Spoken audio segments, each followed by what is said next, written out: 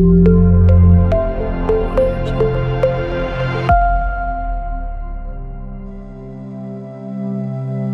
नमः शिवाय।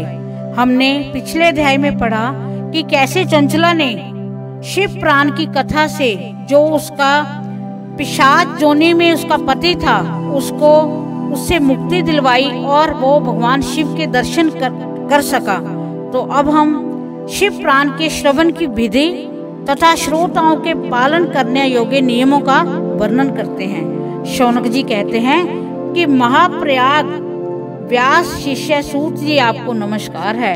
आप धन्य हैं, शिव भक्तों में श्रेष्ठ हैं, आपके महान गुण वर्णन करने योग्य हैं। अब आप कल्याण में शिव प्राण के श्रवण की विधि बतलाइए, जिससे सभी श्रोताओं को संपूर्ण उत्तम फल की प्राप्ति हो सके। सूत जी ने कहा, मुने शौनक, अब मैं तुम्हें संपूर्ण फल की प्राप्ति के लिए शिव प्राण के श्रवण की विधि बता रहा हूँ। पहले किसी ज्योतिषी को बुलाकर दान मान से संतुष्ट करके अपने सहयोगी लोगों के साथ बैठकर बिना किसी विघ्न बाधा के कथा की समाप्ति होने के उद्देश्य से शुद्ध मुहूर्त का अनुसंधान करवाएं। प्रयत्न पूर्वक देश देश में स्थान स्थान पर यह संदेश भेजें कि हमारे यहाँ शिव प्राण की कथा होने वाली है। अपने कल्याण इच्छा रखने वाले लोगों को उसे सुनने के लिए अवश्य पधारना चाहिए। कुछ लोग भगवान श्री हरि की कथा से बहुत दूर पड़ गए हैं। कितने ही स्त्री शूद्र आदि भगवान शंकर के कथा कीर्तन से वंचित रहते हैं। उन सबको भी सूचना हो जाए, ऐसा प्रबंध करना चाहिए।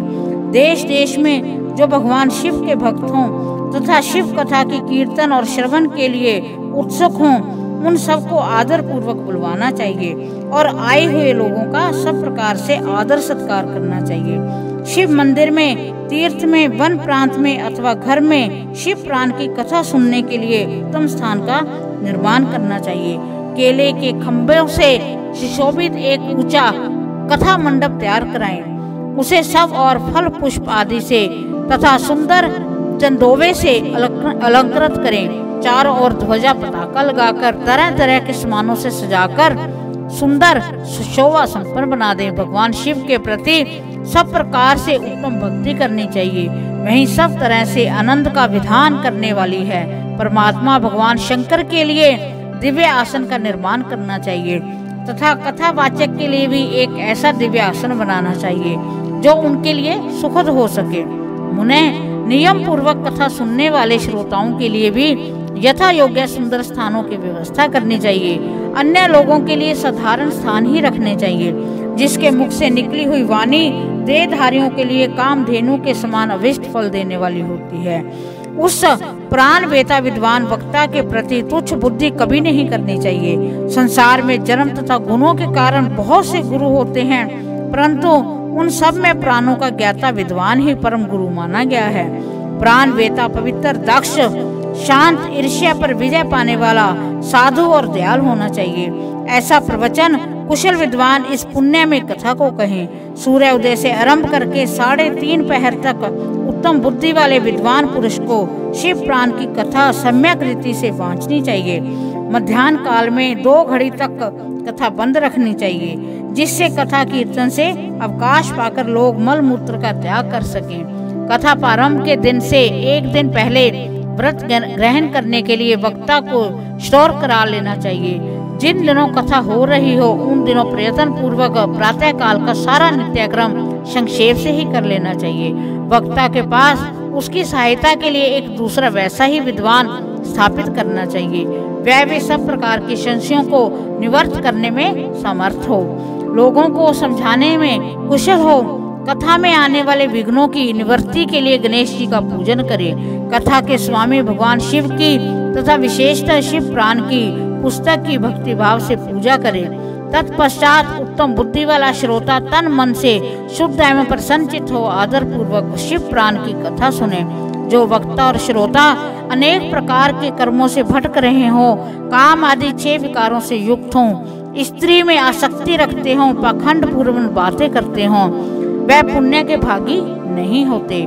जो लौकिक चिंता तथा धन, ग्रह एवं पुत्र आदि की चिंता को छोड़कर कथा में मन लगाए रहते हैं, उन शुद्ध बुद्धि पुरुषों को उत्तम फल की प्राप्ति होती है।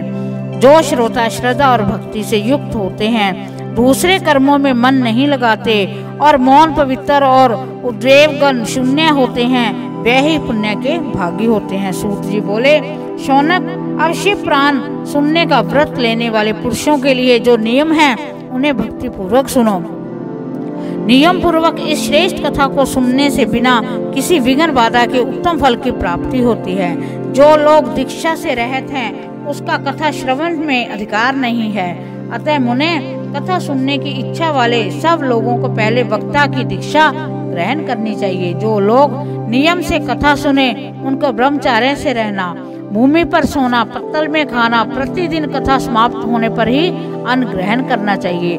जिसमें शक्ति हो वह पुराण की उपवास करके शुद्ध पूर्वक भक्ति भाव से उत्तम शिव पुराण को सुने। इस कथा का व्रत लेने वाले पुरुष को प्रतिदिन एक बार ही हविष्ययान भोजन करना चाहिए।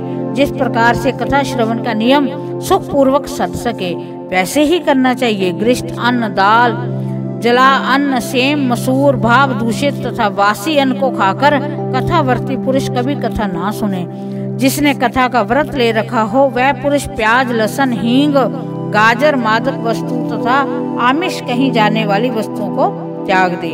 कथा का व्रत लेने वाला पुरुष काम, क्रोध आदि 6 विकारों को, ब्राह्मणों की निंदा को तथा पतिव्रता और साधु संतों की निंदा को भी त्याग दे।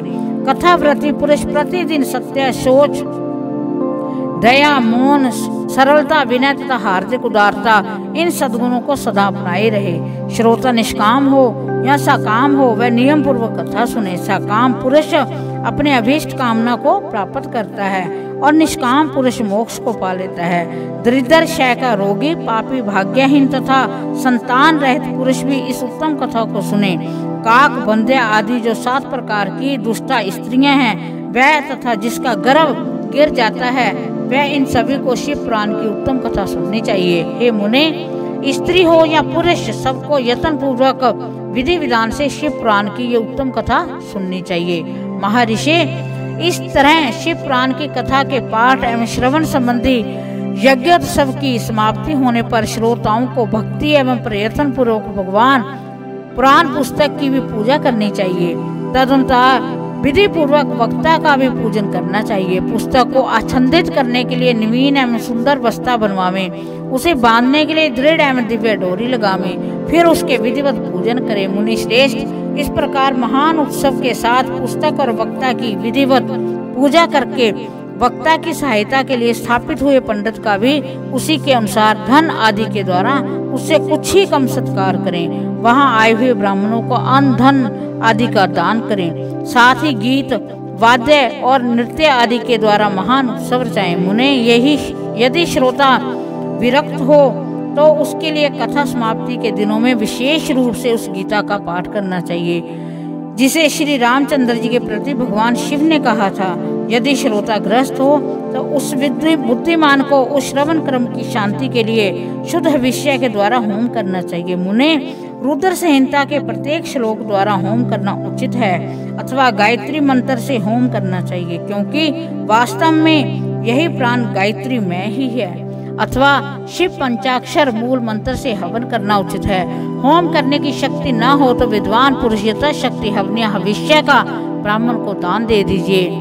न्यूनतरी रक्तचाप दोष को शांति के लिए भक्ति पूर्वक शिव सहस्त्र नाम का पाठ अथवा श्रवण करें, इससे सब कुछ सफल होता है, इसमें संशय नहीं है, क्योंकि तीनों लोकों में उससे बढ़कर कोई वस्तु नहीं है। कथा श्रवण संबंधी व्रत का पूर्णता की सिद्धि के लिए 11 ब्राह्मणों को मधु मिश्रित खीर भोजन कराएं, उन्हें दक्षिणा दे। मुने, यदि शक्ति हो तो 3 तोले सोने का एक सुंदर सिंहासन बनवाएं और उस पर उत्तम अक्षरों में लिखी अथवा लिखाई हुई शिव पुराण की पोथी विधि पूर्वक स्थापित करें। तत्पश्चात पुरुष उसके आवाहन आदि विविध उपचारों से पूजा करके दक्षिणा चढ़ाएं। फिर जितेंद्रिय आचार्य का वस्त्र, आभूषण एवं गंध आदि से पूजन करके दक्षिणा सहित वह पुस्तक उन्हें समर्पित कर दें। उत्तम बुद्धि वाला श्रोता इस प्रकार भगवान शिव के संतोष के लिए पुस्तक का दान करे। शौनक, इस पुराण के उस दान के प्रभाव से भगवान शिव का अनुग्रह पाकर पुरुष भव बंधन से मुक्त हो जाता है। इस तरह विधि विधान का पालन करने पर श्री संपन्न शिव पुराण संपूर्ण फल को देने वाला तथा भोग तथा मोक्ष का दाता होता है। मुने, शिव पुराण का वह सारा महात्मा है जो संपूर्ण अभिष्ट को फल देने वाला है। मैंने तुम्हें क्या सुनाया, अब और क्या सुनना चाहते हो? श्रीमान, शिव पुराण समस्त पुराणों के भाल का तिलक माना गया है। ये भगवान शिव को अत्यंत प्रिय है, रमणीय तथा भव रोग का निवारण करने वाला है। जो सदा भगवान शिव का ध्यान करते हैं, जिनकी वाणी शिव के गुणों की स्तुति करती है, जिनके दोनों कान उनकी कथा सुनते हैं, इस जीव जगत में उन्हीं का जन्म लेना सफल है। वे निश्चय ही संसार सागर से पार हो जाते हैं। भिन्न भिन्न प्रकार के समस्त गुण जिसके सच्चिदानंदमय स्वरूप का कभी स्पर्श नहीं करते, जो अपनी महिमा से जगत के बाहर और भीतर भामान है, तथा जो मन के बाहर और भीतर वाणी एवं मनोवृत्ति रूप में प्रकाशित होते हैं, उन अनंत अनंत घन रूप परम शिव जी की मैं शरण लेता हूँ। इस प्रकार इनकी विधि का जो महात्म है, जो छठा सातवां अध्याय है, वो संपूर्ण होता है। हम भगवान शिव से प्रार्थना करते हैं कि वो अपनी कृपा दृष्टि हम पर बनाए रखे। ओम नमः शिवाय।